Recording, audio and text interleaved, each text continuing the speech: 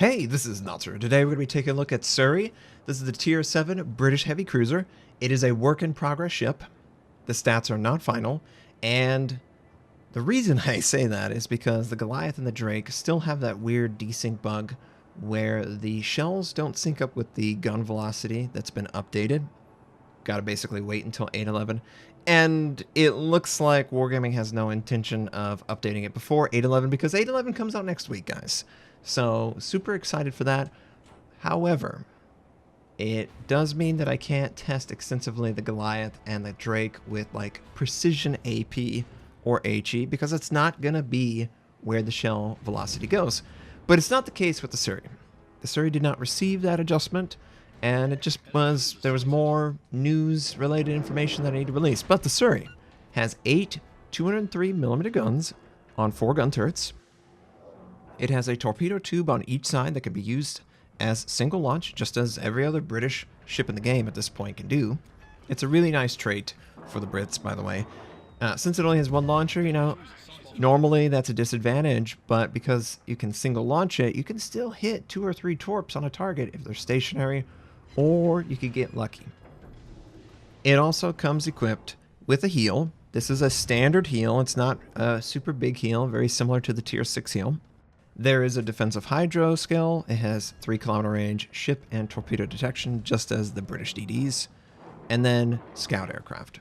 And obviously the scout aircraft extends the range of the guns, gives you a different point of view to fire on your targets, which could or could not be helpful over an island or inside of smoke. And we've hit 2 citadels so far with these 203s. The shell arc is pretty useful against some cruisers of equal tier.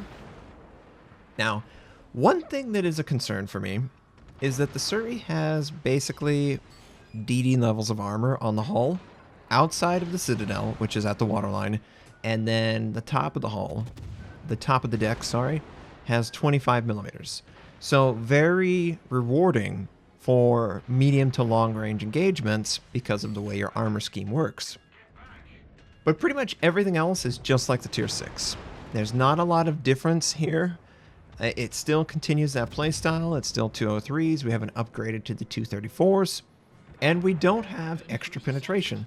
This has your standard run-of-the-mill 203mm penetration that pretty much everyone in the game benefits from outside of the Germans, which get 1/4 pin. So you can pin about 33mm of armor currently in the game with this. And, you know, that's fine. It works great. No issue with that whatsoever. Clearly, we can still take damage and dish damage out, especially when we can see where the shells actually land. I would love to test the Goliath and the Drake with the update, and I can't wait for 11 to come out next week. Can't come soon enough, but the testing at this stage is basically useless because it's not accurate. So, we're engaging the Akatsuki. The turret traverse is very manageable. It's not tier 9 and 10 speed, but it's fast enough. The duration of the hydro is also very impressive. But it should be, because the hydro is a 3-3. A British heavy cruiser has worse detection than the British light cruisers for hydro. It's a weird choice, but it's one that you just have to deal with. And just like the high tier, you know, what are you known for? Mitigation, I guess.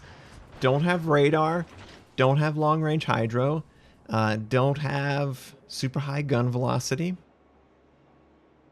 You're basically a tank.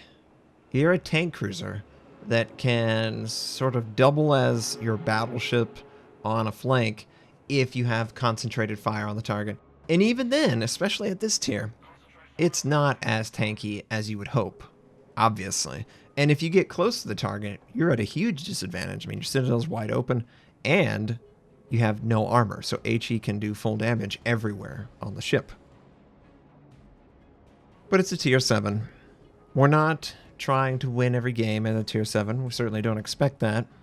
And engaging different targets from different angles, the shells, you know, they fly accurately. They're very useful.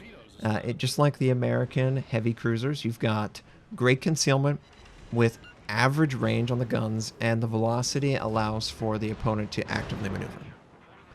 But if you can predict the active maneuver and lead the target accurately, you can land these shells and they're going to be dropping down onto the top of enemy ships. The fire chance is pretty good. It's above average fire chance. It's definitely in the Japanese realm of fire chance. And that's true of the tier 6, that's true of the tier 10, that's true of the tier 9. They all are true. That is a trait that the Brits are going to have. And you can say, well, what's the point of the Japanese? They have great concealment and great gun velocity. But they do not have the kind of recovery that the Brits do enjoy. And they certainly don't have the deck armor protection. The deck armor protection is above average. It's definitely nice, and it's definitely a welcome adjustment compared to other ships. And we're just engaging our targets one by one. The 203s work very well. Very familiar with these. Oop. Well, the Omaha just got detonated out of existence. I'm very excited to play with the British heavy cruisers. I obviously want to see the Goliath and the Drake with the correct gun velocity, because I would argue that I'm not getting as many AP Citadels because of that fact, whereas down at tier 6 and tier 7, it's actually very comfortable getting an average amount of AP shells. Nothing in the American heavy cruiser, 6 or 7 or 8 or 10, but 3 to 5 per game, depending on the situation, is pretty normal. And that can be a really helpful trait. And I really appreciate the shell arc because it drops down. That dropping action helps immensely. And here we go. We got a York broadside. So we're going to load some AP and fire it, of course. Looking for a Citadel, but he does seem to react just in time to avoid any shells going towards the enemy Citadel. I'm just going to compensate by bringing the draw in a little bit. Hopefully we'll get him at the gun. 3 overpen, 3 penetration, no Citadel. We must have just barely missed where the Citadel location was there, but we did great damage. He died very quickly. It was accurate enough.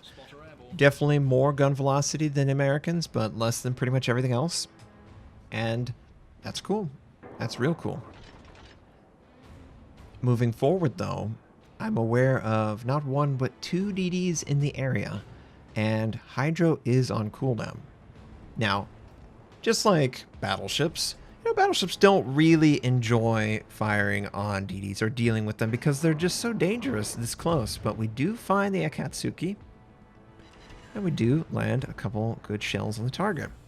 Now, he's going to obviously conceal himself, and I would love to have Hydro here. I don't. I really have to rely on my maneuverability and my speed. And yep, here we go. Okay, so we're going to just try and go as thin as possible. Enemy is... Oh, we just barely clipped. If we would have taken that with a little bit more speed, we would have absolutely avoided that. And yeah, see you later. Guns are accurate. Guns are reliable. I do go an accuracy build with the slot 3 module, but the guns are really accurate. They hit exactly where I want to. And I mean, that's all you can ask for. This isn't a situation like the German battleships or something else. And we tried AP. Not as impressive as I would like against mid-tier battleships. There's just so much extra armor oddly placed in these battleships. They've got guns in the center of their ship, so their superstructures like spread out the left and the right side. AP just ends up not feeling as good as maybe it could be. But the heal's back up. You can see the heal amount.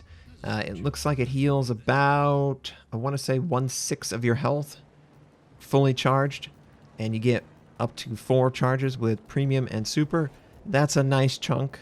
That will definitely make you feel more tanky and allow you to stay in combat. And notice, the enemy battleship actually couldn't see us. He's 9-9 off our bow, but he couldn't see us, and we use our Hydro, because there's clearly a DD somewhere. But the great concealment is really a welcome trend. We've had the Italian cruisers, we've had the Soviet cruisers. All of these different cruisers, the French cruisers, have really average to below average concealment. When you compare them to the American cruisers and the Japanese, and with the Brits, sort of a return to form. This is something that is much more reminiscent of when the game first launched, versus the more recent trend of ships to have, you know, super great gun velocity, but you can see basically from space, you know, there's battleships with better concealment. That's not the case. You're never going to run up against a battleship with better concealment than you. But you do have almost, not quite a tier 7, definitely a tier 9 and 10, but you almost have the reliability, the survivability of a battleship in that bite-sized package. And I think that's definitely something that's going to be very popular. Very, very popular. Other things about the ship, I can't really think off the top of my head. You know, it does its job well, and it can recover quite a bit. And there's not a lot of ships like this at this tier. I think there's less than 5 ships that are cruisers that have a heal at tier 7, one of which being a British light cruiser, and another premium, right? God, does the Belfast have a heal too? It probably does. It probably has everything. It's normally a trait that is reserved for battleships at this tier. And having the British Heavy line come out with heal as its sort of main feature is going to create this line that, you know, people just feel more comfortable staying involved in the encounter, relying on their armor. Just like the tier 6, that 25 millimeters on the deck is very helpful for mitigating incoming damage, both range and also it just lets you feel like you're a little bit stronger against opponents like aircraft carriers or whatever. It's just a solid experience all the way around. I think they've nailed this sort of heel tanky cruiser. It definitely stands out as being near the top end on survivability. Without all of the utility, it is a trade-off.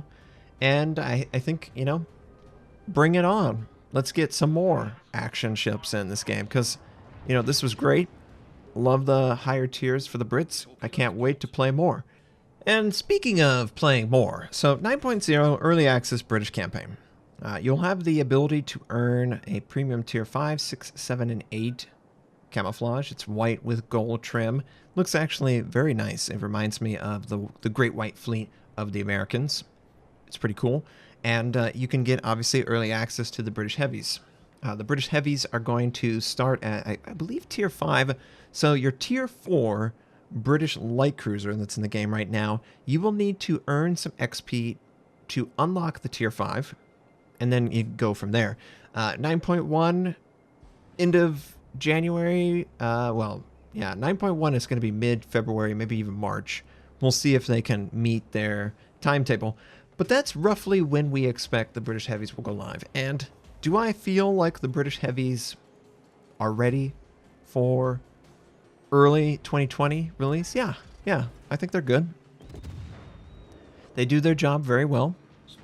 It's not spectacular, mind you. You know, you're not going to have a main battery reload, big monster play with Kleber running around the map. You're not going to have a giant radar through 14 islands and someone kill them on the other side. You're just a solid cruiser line with tank ability and above average concealment to help facilitate that even more. So yeah, I'm excited.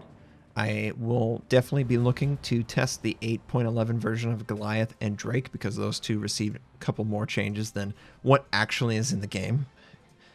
It doesn't happen fast enough. But Surrey, tier 7, solid. Feels good. No issue with it. Obviously, this game kind of dominated as a team, so, you know, it was just a solid, easy game. Thanks for watching. If you'd like to check out more of my content, you can click the most recent or the most relevant uploads. You could also choose to subscribe to my channel. We do daily World War Z videos, first impression how-to, news, and review related. My North American recruit invite is on the screen. You can take advantage of that. I stream at twitch.tv/Notser. Thank you, have a wonderful day, and I'll catch you next time.